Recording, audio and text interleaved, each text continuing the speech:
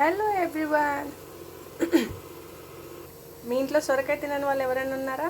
అయితే ఇలా ట్రై చేయండి. ట్రై చేసి సొరకాయ కూర అని చెప్పకుండా పప్పు అని చెప్పి పెట్టేసేయండి. ఆవురు మంట తినేస్తారు. ఇంకా ప్రాసెస్లోకి వెళ్ళిపోదామా? ముందు సొరకాయని ఇలా ముక్కలాగా కట్ చేసి పెట్టుకోవాలి. 2 టమాటాలు, 1 ఆనియన్, 2 మిర్చి అండ్ కొంచెం చింతపండు. మనం పప్పుని ఎలాగైతే కుక్కర్లో వేస్తామో ఈ ముక్కల్ని కూడా అలాగే కుక్కర్లో వేసేసేసి అన్ని ముక్కల్ని మనం రెడీ పెట్టుకున్న టమాటో, ఆనియన్, మిర్చి, చింతపండు అన్నీ వేసుకొని పప్పుకి మనం ఎలాగైతే వాటర్ పోసుకొని కారం, పసుపు వేసుకొని నీళ్ళు పెట్టేస్తాము కుక్కర్, దీనికి కూడా సేమ్ అంతే ప్రాసెస్. కాకపోతే వాటర్ కొంచెం తక్కువే పోసుకోవాలి. చూడండి, ఈ గ్లాస్ వరకు పడతాయి. ఎందుకంటే ఆల్రెడీ సొరకాయది వాటర్ వెజిటబులే కదా, అందుకోసం కొన్ని వాటర్ పోసి పెట్టుకోవాలి. మేబీ ఈ గ్లాస్లో 1.5 గ్లాస్ పడుతుందేమో. మనం పప్పుకైతే ముక్కలు మునిగేలాగా పెట్టుకుంటాం కదా, దీనికి కొన్ని వాటర్ పోసుకొని పెట్టేసుకుంటే సరిపోద్ది. ఇప్పుడు వాటర్ పోసేసాక కొంచెం పసుపు, తగినంత కారం. మీరు కారం ఎంత తినేటట్టయితే అంత కారం వేసుకోండి.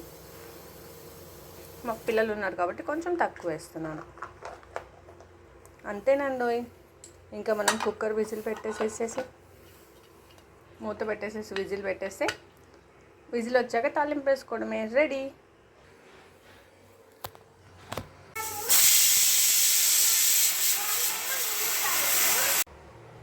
ప్రెషర్ పోయాక మనం ఇలా తీసి చూస్తే ఇలా అయిపోయింది. సో మనం ఒక పప్పు గుత్తి తీసుకుని దాన్ని మెత్తగా చేసేసుకోవాలి.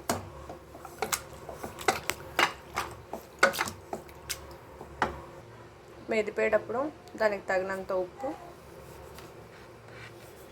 యాడ్ చేసేసుకొని మనం పప్పు మెదిపినట్టు దీన్ని కూడా బాగా మెత్తగా మెతుక్కోవాలి. అదే ముక్కలు తినని పిల్లలు, ముక్కలు తినని వాళ్ళు ఉంటారు కదా, సొరకాయ చూస్తే వాళ్ళ కోసం బాగా మెత్తగా మెతుక్కోవాలి. లేదు అంటే ఇలా ముక్కలుగా ఉన్నా బాగుంటుంది టేస్ట్. దీన్నే మనం సొరకాయ మెదిపి తాలింపు వేసారు అని అంటాం. సొరకాయ మెదిపి పక్కన పెట్టుకున్నాక మనం తాలింపు వేసేసుకుంటే, ఈ తాలింపు వేసేసుకొని దాంట్లో కలిపేసుకుంటే సరిపోయింది.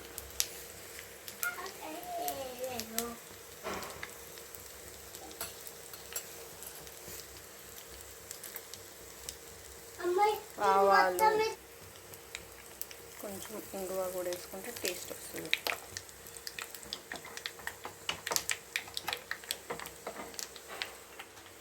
దీన్ని మనం సొరకాయ కూరలో వేసేసుకొని కొంచెం సేపు పొయ్యి మీద పెట్టేసుకుంటే దగ్గరికి వచ్చేస్తుంది. అప్పుడు మనం వేడి సొరకాయ కూర రెడీ. మీరు ఇలా లూజ్ కావాలంటే ఉంచుకోవచ్చు, లేదా దగ్గరికి కావాలంటే కొంచెంసేపు పొయ్యి మీద పెట్టుకోండి.